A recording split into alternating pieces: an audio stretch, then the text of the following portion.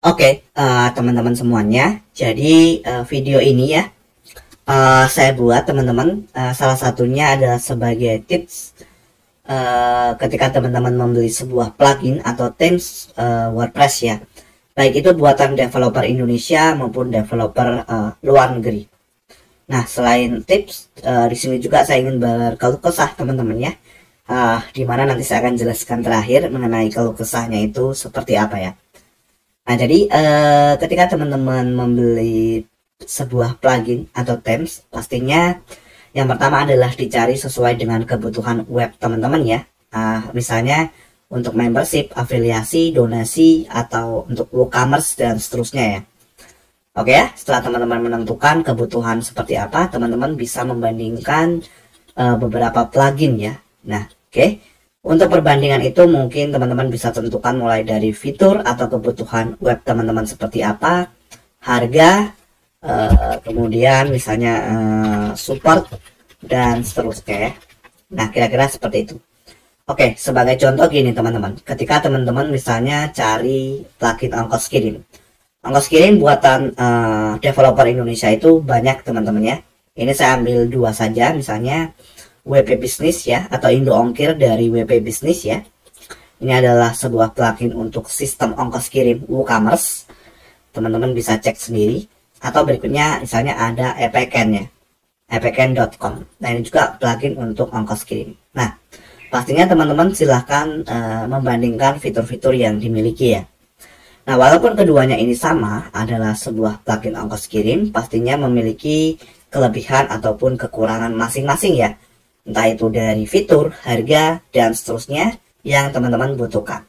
Nah, itu ya, itu adalah tips kedua, yaitu membandingkan segala aspek yang teman-teman ingin bandingkan, gitu ya. Nah, berikutnya adalah cek changelogs pada plugin. Apa sih changelog? Changelog adalah sebuah perubahan terakhir itu kapan dilakukan oleh developer dari tim atau plugin tersebut, gitu ya. Nah, kalau tidak ada changelog di webnya gimana? Silahkan ditanya ke developernya kapan terakhir melakukan changelog, karena terkadang tidak semua developer menampilkan changelognya secara publik di dalam websitenya ya.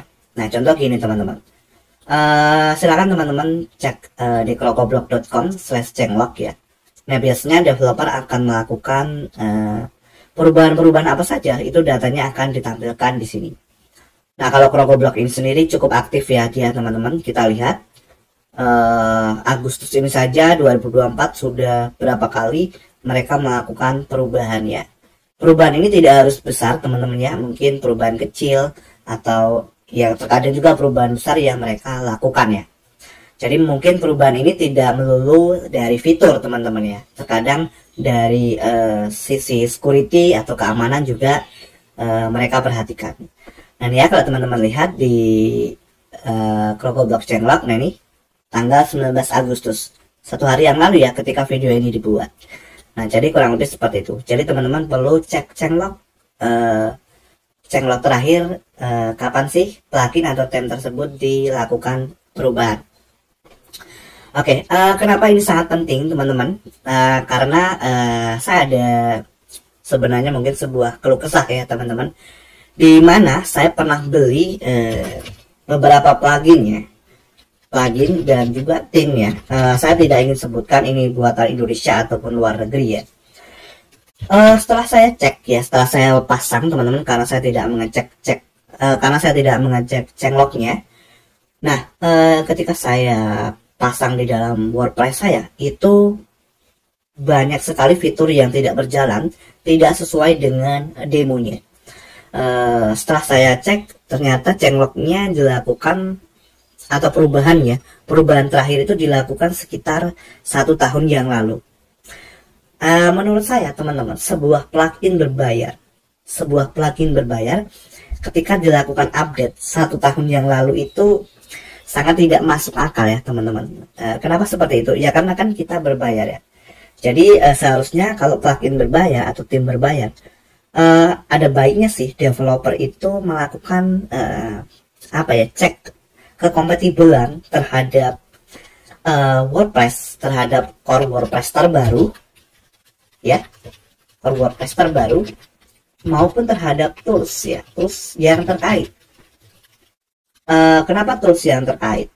Karena plugin yang kita beli atau tim yang kita beli biasanya itu kan akan terkait dengan plugin lainnya teman-teman ya. Mungkin terkait dengan kalau page builder mungkin terkait dengan Elementor atau terkait dengan Gutenberg dan seterusnya ya teman-teman. Atau mungkin terkait dengan WooCommerce ya. Kalau misalnya ada sistem checkoutnya. Nah, jadi kurang lebih seperti itu ya. Teman-teman perlu cek changelognya. Nah, jika tidak ada changelog, berikutnya adalah tanya langsung ke developer mengenai kekompatibelan plugin atau theme tersebut seperti apa. Apakah berjalan 100% atau tidak? Ya.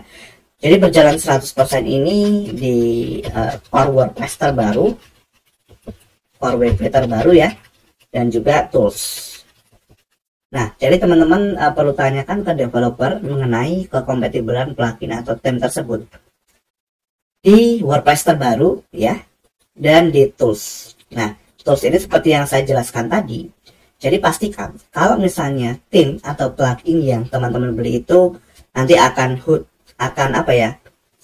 berkait dengan WooCommerce, apakah support dengan WooCommerce terbaru gitu ya, atau kalau misalnya terkait dengan Elementor, apakah support di Elementor terbaru.